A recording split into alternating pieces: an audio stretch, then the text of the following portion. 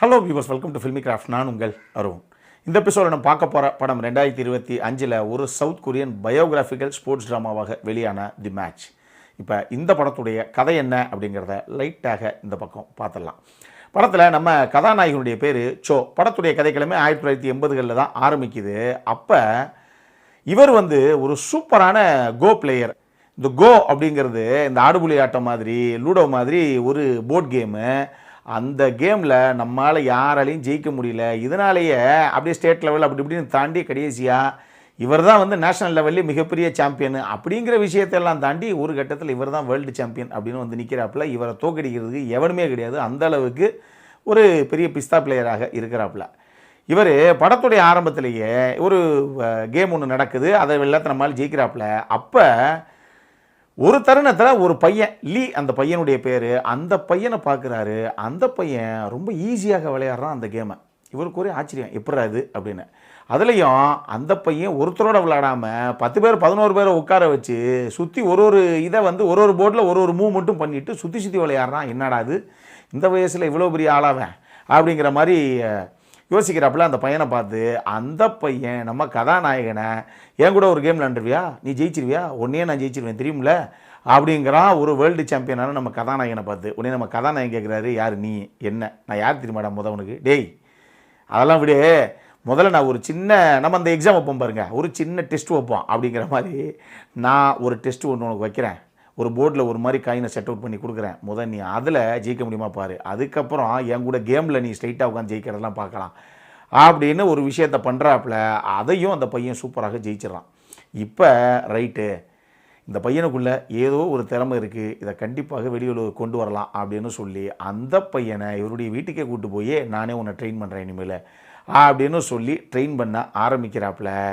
இதுக்கப்புறம் அந்த லீ பையன் இருக்கானே, தன்னுடைய குருநாதர் எந்த அளவுக்கு எதிர்பார்த்தாரோ அதெல்லாம் விட மிகப்பெரிய பிளேயராக அவன் ஒரு பக்கம் வளர்ந்துக்கிட்டே வர்றான். இதுக்கப்புறம் இந்த கதையில் என்ன தான் நடந்தது, இதுதான் இந்த படத்துடைய மொத்த கதையை. இந்த படத்தை பொறுத்தளவுக்கு எக்ஸ்பெக்டேஷனை முதல்ல நான் செட் அவுட் பண்ணிடுறேன். இது ஒரு ஸ்லோ பர்னிங் ஸ்போர்ட்ஸ் ட்ராமா தான். நான் சொன்ன மாதிரி படம் ஒரு 2 மணி நேரம் ஓடுதுன்னு வச்சுக்கோங்களேன். இதில் இவங்க 1.5 மணி நேரம் 1.5 மணி நேரத்துக்கு வெறும் போர்ட் கேம்ஸ் என்னென்ன நடக்குது, அந்த போர்ட் கேம்ஸில் எந்தெந்த பிளேயருக்கு எது நடக்குது, எந்தெந்த கண்ட்ரி பிளேயர்ஸ் மோதுறாங்க, அவங்க எப்படி ஜெயிக்கிறாங்க, ஏன்னா அது ஸ்போர்ட்ஸ் ட்ராமா தான். அந்த மாதிரி ஒரு ஃபார்மெட்டில் தான் இந்த படத்தை அவங்க ப்ரெசென்ட் பண்ணியிருக்காங்க.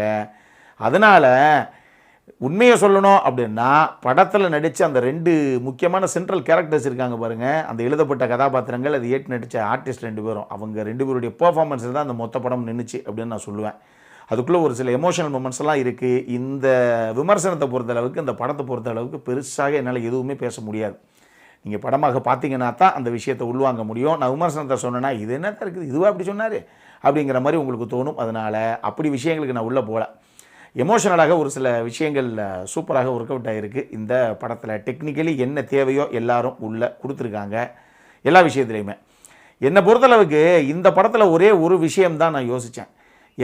எங்களுக்கு பரிச்சயமே இல்லாத ஒரு கேமு, நான் சொன்ன மாதிரி லூடோ மாதிரியோ ஆடுபுலி ஆட்டம் மாதிரி ஏதோ ஒரு கேமை நீங்கள் காமிக்கிறீங்க அப்படின்னா, அந்த கேமில் ஆக்சுவலி ரூல்ஸ் அண்ட் ரெகுலேஷன்ஸ் என்ன மாதிரி நம்ம காய்கள் நகர்த்தினா என்ன மாதிரி வெட்டு கொடுக்க முடியும், இல்லை என்னென்ன பண்ண முடியுங்கிற அந்த ரூல்ஸ் அண்ட் ரெகுலேஷன்ஸ் எல்லாத்தையும் ப்ராப்பராகவும் கன்வின்சிங்காகவும் முதல்ல கிளியராக ஆடியன்ஸுக்கு ஒரு எக்ஸ்ப்ளனேஷன் நீங்கள் கொடுத்துருந்தீங்க அப்படின்னா, இந்த படம் இன்னுமே சரியான கனெக்ட் நம்ம கொடுத்துருக்குமோ அப்படிங்கிற மாதிரி தான் எனக்கு ஒரு ஃபீல். ஸ்டில் இந்த படம் பார்க்கும்போது இவங்க 2 பேரும் ஒரு காய் நகரத்தலுக்கு எந்த மாதிரி ரியாக்ட் பண்ணுறாங்கங்கிறத வச்சே அந்த கேம் எந்த லெவலில் போய்கிட்டு இருக்கு, இப்போ யார் அஹெடாக இருக்காங்க, யார் கொஞ்சம் பின்னாடி இருக்காங்க, இப்போ யார் ஜெயிக்கணும் அப்படிங்கிறதெல்லாம் நம்மளால் புரிஞ்சுக்க முடியுதுன்னு வச்சுக்கோங்களேன்.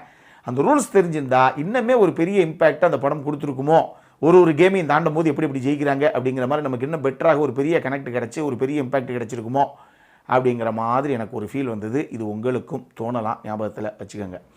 அடல்காரனை பொறுத்தளவுக்கு இந்த படத்தில் எதுவுமே கிடையாது. எல்லாரும் ஃபேமிலியோடு உட்காந்து பார்க்கக்கூடிய ஒரு டீசெண்டான வாட்ச் இந்த படம். உண்மையாக பெரிய எதிர்பார்ப்புலாம் போய் இந்த படத்தை பார்க்காதீங்க. பட் டெஃபினட்டாக ஒரு டீசெண்டான வாட்ச். உங்கள் டைம் வேஸ்ட்டாக போச்சு அப்படின்லாம் நினைக்க மாட்டீங்க. நம்ம வேவ்லந்த் ரசிகர்கள்லாம் ட்ரை பண்ணி பாருங்கள். ஒரு வித்தியாசமான அனுபவத்தை கொடுக்கக்கூடிய ஒரு படம் தான் இது. அப்புறம் நான் இதே மாதிரி இன்னொரு வீடியோவோட அடுத்த முறை உங்களை சந்திக்கிற வரைக்கும் இட்ஸ் அருண் சைனிங் ஆஃப்.